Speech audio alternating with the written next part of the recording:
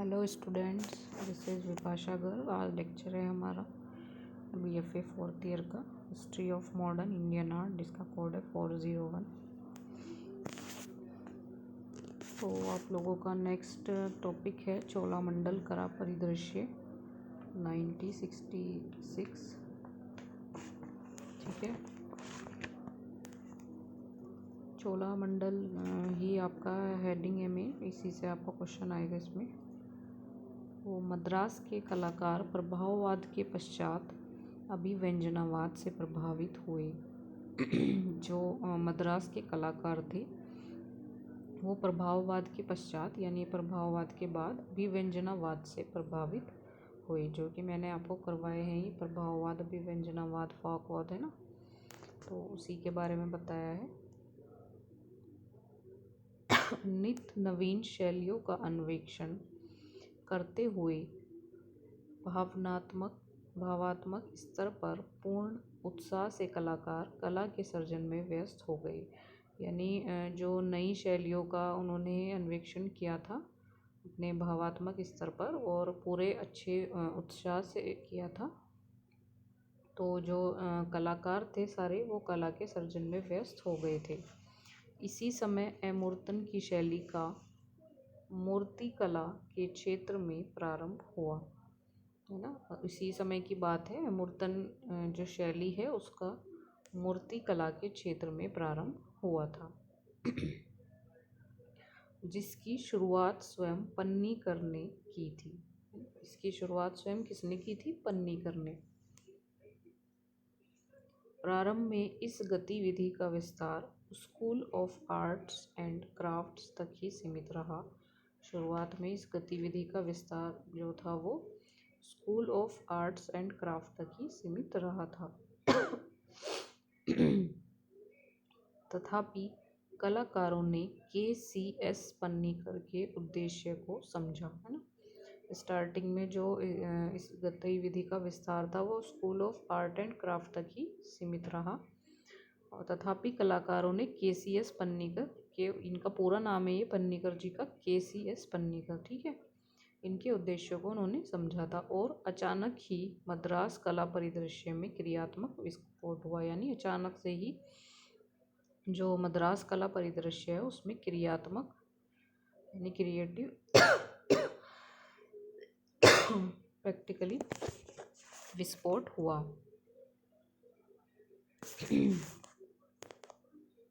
कुछ कलाकारों के नाम अचानक प्रकाश में आने लगे, है ना। मतलब कुछ जब वर्क किया था तो कुछ कलाकार थे जिनके नाम अचानक ही प्रकाश में आने लगे थे, जैसे संत राजन, रामा राव, राजा वेलू, हरिदासन, कुन्ही रामन, जानकी राम आदि, है ना। ये सब आर्टिस्ट के नाम हैं, कलाकारों के ही नाम हैं जो प्रकाश में आने लगे थे। 1960 ईस्वी तक कलाकार कला प्रदर्शनी के माध्यम से जनता तक पहुंचने लगा, ठीक है। तो 1960 ईस्वी की बात है ये। जो कलाकार है वो कला प्रदर्शनी के माध्यम से यानी जो एग्जीबिशंस लगती हैं उसके माध्यम से जनता तक पहुंचने लगे। 1944 ईस्वी में स्थापित प्रोग्रेसिव पेंटर्स एसोसिएशन तथा 1946 ईस्वी में स्थापित south Indian society of painters ने भी कलाकारों को समुदाय में बांधे रखा तथा मद्रास व देश के अन्य केंद्रों में कला प्रदर्शनी आयोजित की।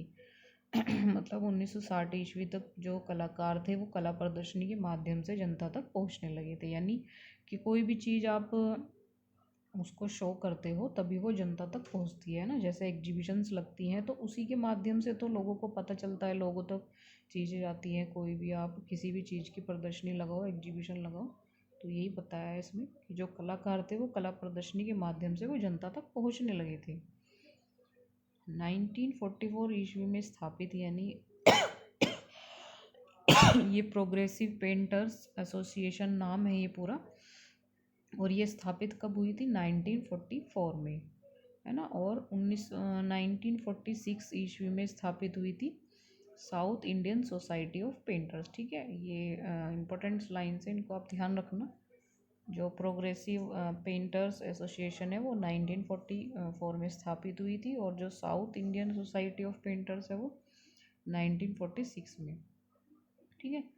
ने भी कलाकारों को समुदाय में बांधे रखा, यानी इन्होंने इस चीज़ों के जरिए भी जो कलाकार थे वो समुदाय में बंधे रहे। मद्रास व देश के अन्य केंद्रों में कला प्रदर्शनी आयोजित की, यानी जो मद्रास में भी और जो अन्य देश हैं उसमें भी कला प्रदर्शनी आयोजित रही, ठीक है।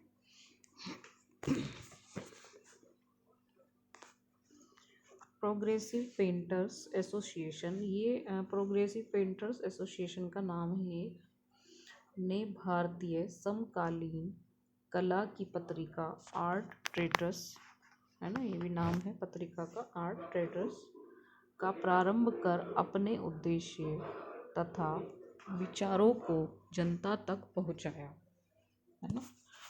मद्रास कला परिदृश्य की यह क्रियात्मक 1964 ईस्वी तक चरमोत्कर्ष पर पहुंच चुकी थी। मतलब जो ये एसोसिएशन थी उसने भारतीय समकालीन की जो पत्रिका थी आर्ट ट्रेडर्स, उसका प्रारंभ किया और अपने उद्देश्य तथा विचारों को जनता तक पहुंचाया। जो भी मतलब उनका उद्देश्य था और जो उनकी थॉट्स थे, विचार थे, उनको उन्होंने जनता तक इसके थ्रू पहुंचाया था। मद्रास कला परिदृश्य की यह क्रियात्मक 1964 ईस्वी तक चरमोत्कर्ष पर पहुंची। जो मद्रास कली परिदृश्य है उसकी जो क्रियात्मकता है वो 1964 ईस्वी तक चरमोत्कर्ष पर, यानी अपने चरम पर वो पहुंच चुकी थी, जिसका आभास 1960 ईस्वी से 1970 ईस्वी के मध्य 16 कलाकारों को राष्ट्रीय पुरस्कार मिलने से होता है ना। मतलब इसका आभास हुआ था 1960 ईस्वी से 1970 ईस्वी के मध्य 16 कलाकारों को राष्ट्रीय पुरस्कार मिलने से होता है। इनमें पन्नीकर, संथराजन, रेडुडप्पा, ये नाम है जो भी हमने पीछे लाइन पढ़ी है कि इसका आभास 16 कलाकारों को राष्ट्रीय पुरस्कार मिलने से होता है। ये उसमें से कुछ कलाकार के नाम हैं। इसमें कौन कौन है? पन्नीकर है, जो हमने अभी सबसे स्टार्टिंग में भी पढ़ा था। सनथराजन है, रेडप्पा है, नायडू वासुदेव है, अनीता जैकब है, जानकी राम है, राजा वेलू है, एंथनी दास है, विश्वनाथन है, अन्नू स्वामी है तथा नंद गोपाल सम्मिलित थे, है ना। ये सब आर्टिस्ट के नाम हैं, ये सब इसमें शामिल थे। मद्रास में राज्य ललित कला अकादमी की स्थापना तथा केंद्र सरकार द्वारा बुनकर सेवा केंद्र की एक शाखा भी स्थापित हुई। मतलब मद्रास में जो राज्य ललित कला अकादमी की स्थापना हुई थी वो राज्य केंद्र सरकार द्वारा बुनकर सेवा केंद्र की एक शाखा भी स्थापित उसमें हुई, जिससे कलाकार समाज से अधिक जुड़ने, मतलब उस वजह से जो कलाकार थे वो समाज से अधिक जुड़ने लगे थे। पन्नीकर ने, ये पन्नीकर नाम है, पन्नीकर ने उक्त परिस्थिति को ध्यान में रखते हुए कला विस्तार को हस्तशिल्प की ओर ले जाने का प्रयास किया। मतलब जो पन्नीकर जी थे उन्होंने सारी परिस्थिति को जानते हुए, उसको ध्यान में रखते हुए जो कला विस्तार को हस्तशिल्प की ओर ले जाने का प्रयास किया, यानी कला को विस्तार मतलब हस्तशिल्प की ओर ले जाने का उन्होंने ज़्यादा प्रयास किया था। जो हाथ की कलाएँ होती हैं उनका होता था, तथा हस्तशिल्प संघ की स्थापना भी की, है ना। तो उन्होंने मतलब हस्तशिल्प की तरफ ले जाने का प्रयास ज़्यादा किया, और इसकी जो ये संघ था हस्तशिल्प संघ, ये नाम है, इसकी इन्होंने स्थापना भी की थी, ठीक है। तो अभी आज के लिए इतना ही रखते हैं, ये थोड़ा अभी और है इसमें, वो परसों की वीडियो में आप देखेंगे। अभी आज के लिए इतना ही टॉपिक रखते हैं, आप इसको नोट कर लीजिएगा, जो इसमें दिक्कत होगी वो मुझसे पूछ लीजिएगा ज़ूम मीटिंग में।